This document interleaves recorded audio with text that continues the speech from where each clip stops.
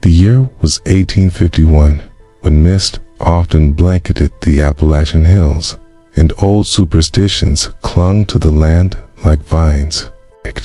Hidden deep within these ridges stood the Ashenmoor estate, a sprawling stone mansion surrounded by withered oaks and fields that never quite seemed fertile. Outsiders whispered that the family had wealth without reason, and age never seemed to touch them in the same way it did others. Silas Ashenmoor, the stern patriarch, had inherited both the land and the peculiar unease that came with it. At 50, he looked older than his years-creased skin. Tired eyes get. His wife Eleanor still carried the face of a woman decades younger. Their children, too, appeared vibrant, untouched by the illnesses and frailties that plagued neighboring families. To the townsfolk, it was envy and suspicion. To Silas, it was dread that had no name. The truth revealed itself slowly in whispers of midnight. It began one winter's evening when Silas awoke to the creak of floorboards. He found his daughter, Clara, only 12, standing in the hall, trembling, her dress pulling awkwardly around her smaller frame. She looked years younger than she had at supper. That same night, Eleanor's golden hair shone brighter, her face startlingly youthful. By morning, they returned to normal, as if the night's strangeness had never happened. But the pattern continued. With each stroke of midnight, Eleanor and the children grew backward skin, tightening, bones shortening, voices softening.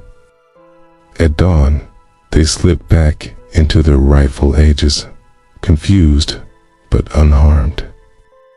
At first, Silas convinced himself it was exhaustion or tricks of the lantern light. But then, the regressions grew sharper. His youngest, James, began waking in the body of a toddler. Eleanor's reflection in the mirror no longer matched her memories. Terrified, Silas searched for answers. In a locked trunk belonging to his late grandfather, he unearthed brittle journals written in a frantic hand. The entry spoke of a stone circle hidden deep in the Ashenmoor woods, older than any settlement. His grandfather had bound the family to its power through a midnight ritual, bargaining health and fortune for the price of time itself. The land gives one entry read, but it always takes. That night, when the hour struck 12, Silas did not sleep. He watched his wife's face smooth like wax, his children shrink as if life were rewinding. And he knew then the Ashenmoors were trapped in a bargain with the very earth beneath them. News traveled quietly through the valley. Neighbors noted the strangeness of the Ashenmoors' howl. The children's voices sometimes seemed too high, their clothing ill-fitted, Eleanor's beauty almost unnatural. Old Widow Holloway, the midwife, confronted Silas with a trembling finger. "You cannot cheat time, Ashenmoor. It always collects its debt."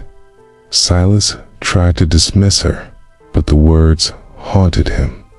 By now, his family's nights had grown unbearable.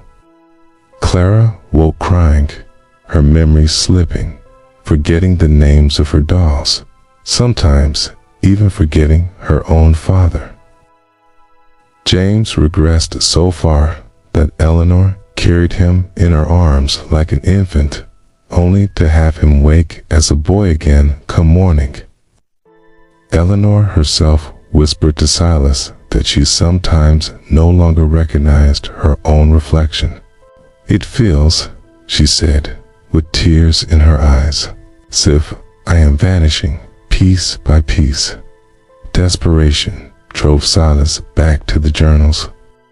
His grandfather had written of rituals performed under the solstice moon, offerings of blood given at the stone circle. The language was cryptic, but clear in its warning. The bargain was not meant to be broken. Still, Silas resolved to try.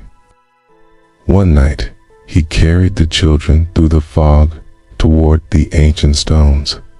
They stood like broken teeth jutting from the earth, arranged in a pattern that made the skin crawl. Silas slit his palm and let blood drip onto the central rock, begging whatever force had bound them to release his family.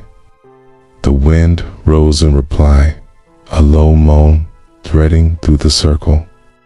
Eleanor clutched Clara as the girl's body shrank before their eyes, curls shortening, her voice slipping into the babble of a toddler. The earth trembled.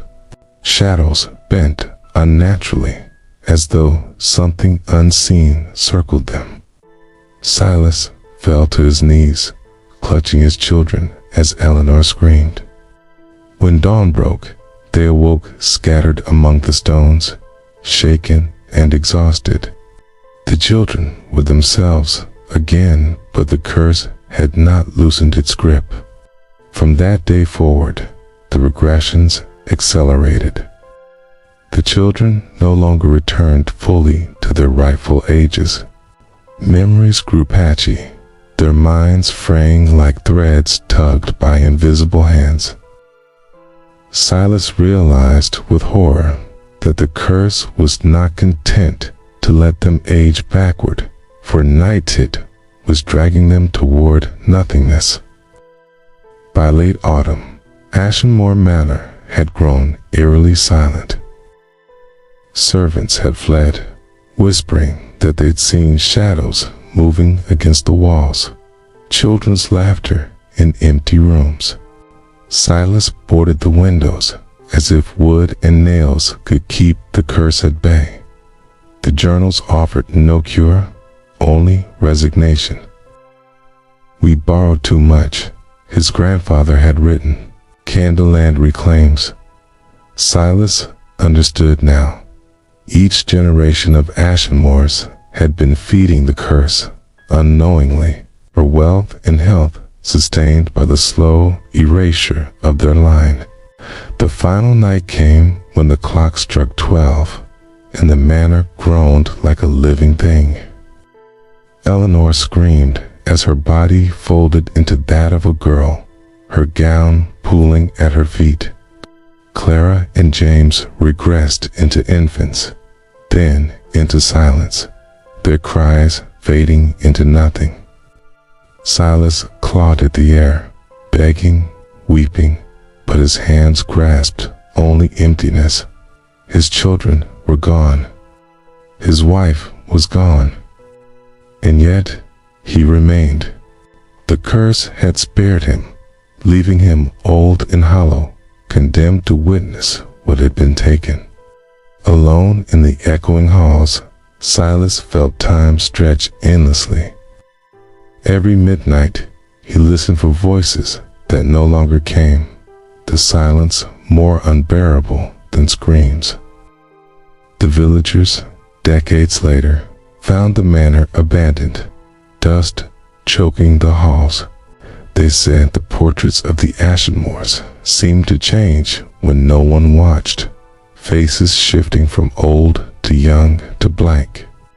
At night, travelers reported cries of children carried on the wind, followed by silence as the hour struck midnight.